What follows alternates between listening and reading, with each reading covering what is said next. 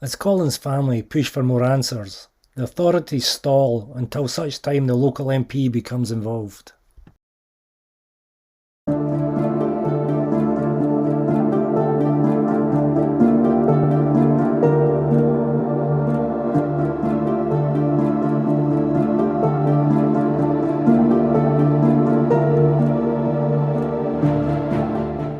Following the June meeting with the Fiscal, we were more concerned over what was happening than ever. We decided to send the post-mortem summary to Professor Busuttil to have his opinion on what should happen. By now it was clear that our core concern was the lack of investigation. Our concerns were greatly increased in the reply we received from Professor Busuttil. He stated that the wound was very forcibly inflicted and it would have required significant and considerable force to inflict. Indeed, also to later retrieve the knife from the chest. He goes on to say that in all cases where a death is violent and suspicious, one had to consider 3 items: the past and recent medical and social history of the deceased, the findings at the scene, and the findings at autopsy. By now we were very sure that only the post-mortem had been carried out, so we sent this letter from Professor Busuttil to the Fiscal. This was in turn sent by the Fiscal to the Professor of Pathology at Dundee University. This was because of his previous involvement in the investigation. In early August, the pathologist professor at Dundee University responded by basically agreeing with what Professor Busuttil had been saying. He also highlights one case as a cautionary warning. In this case, it was written off as a suicide and ended up as a homicide as the perpetrator admitted the guilt. Strangely, the Dundee pathologist stated that he had never been involved in this case and knew nothing of it. Who did the area fiscal talk to in February 2008 if it wasn't this professor? The depth of experience being offered and the knowledge that no suspicious death investigation had taken place, you would surely think that by now there would be some form of escalation in this case. The only known action the Fiscal takes is to order the checking of one piece of Candace's testimony. The police were ordered to interview the friend that Candace had a call with on that fateful evening. The police officer tasked with this is the same police officer that interviewed Candace on the 10th of July 2007 and was not concerned about the assault to Colin. He was also the officer who attended the second interview on May the 26th, 2008 and failed to ask questions on obvious contradictions in the 2 statements. To ascertain the whereabouts of this friend of Candace, the first thing the officer does is actually contact Candace Bonner to inform her that they want to speak to her friend and ask for an address.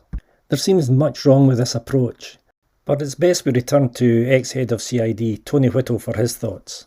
Who in their right mind would go to a suspect and say, our next line of inquiry is this, can you help us with it? So you would never ever reveal a line of inquiry to someone who's under slightly suspicion or anyone associated with her.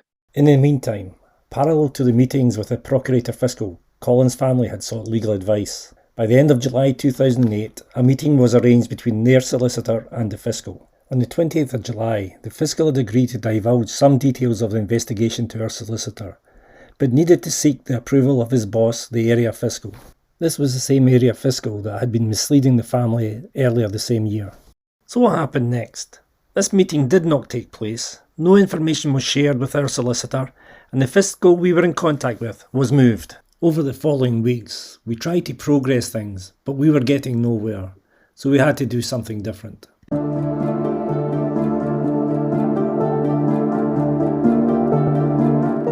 After a number of unsuccessful attempts to get in contact with the Area Fiscal, we eventually left a voicemail requesting information of how we could escalate this case.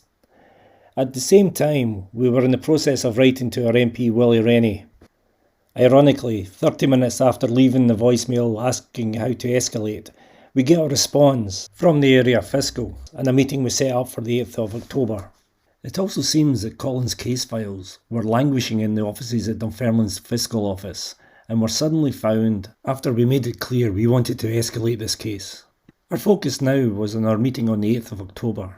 We prepared for this meeting by creating a series of questions and points we wanted to cover. We wanted to be as thorough as we could. The meeting with the Fiscal lasted about 2 hours in his Kirkcaldy office. It was a very strange affair. He was very terse with us and asked us what we wanted, as if he didn't know why we were there. Overall, the meeting was a bad experience, but we managed to persevere and get some of our questions out, and again the answers were very troubling.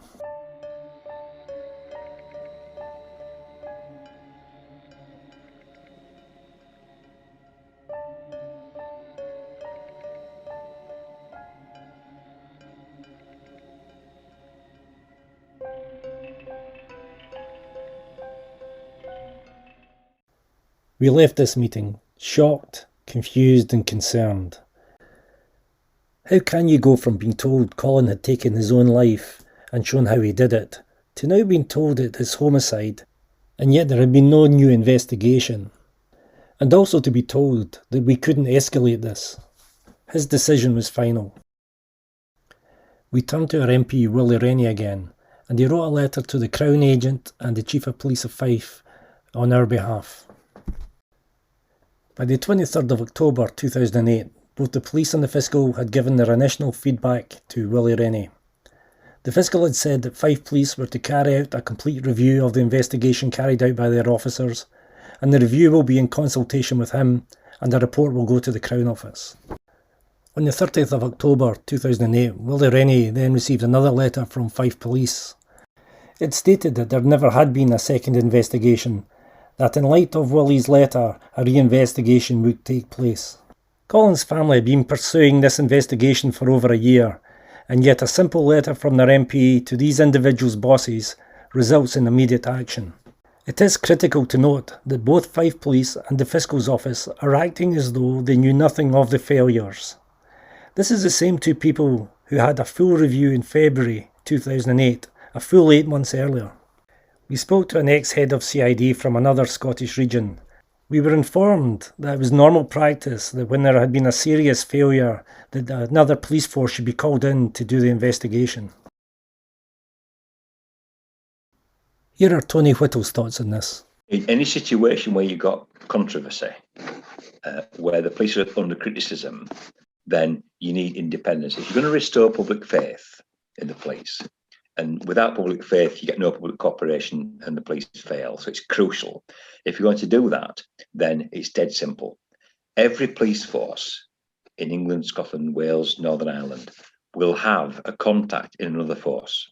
The Deputy Chief Constable, who looks after discipline, would be told, we've got a complaint from the family or from a member of the public about Tony Whittle's investigation.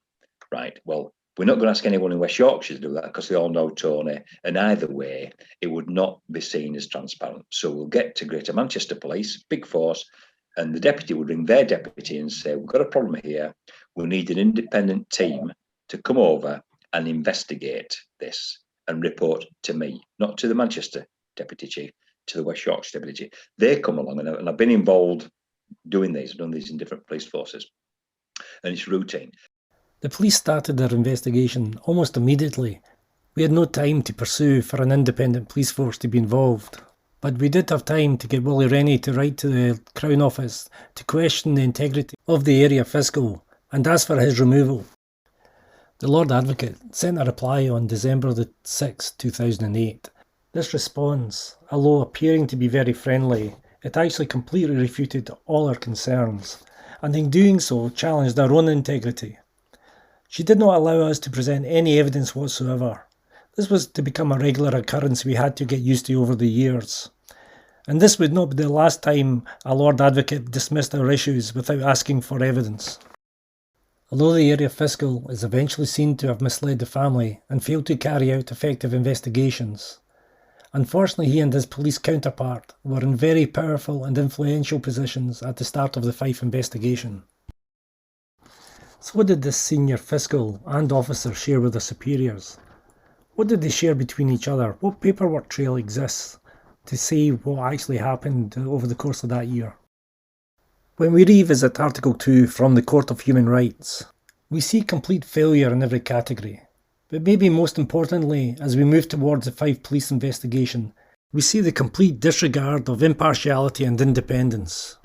No independent police force and no new fiscal lead. All evidence available to us show that the key individuals who hid the failures now own the outcome of the Fife investigation. A key question that needs to be asked: What outcome would be needed from the investigation that could help them hide the previous failures and the significance of them?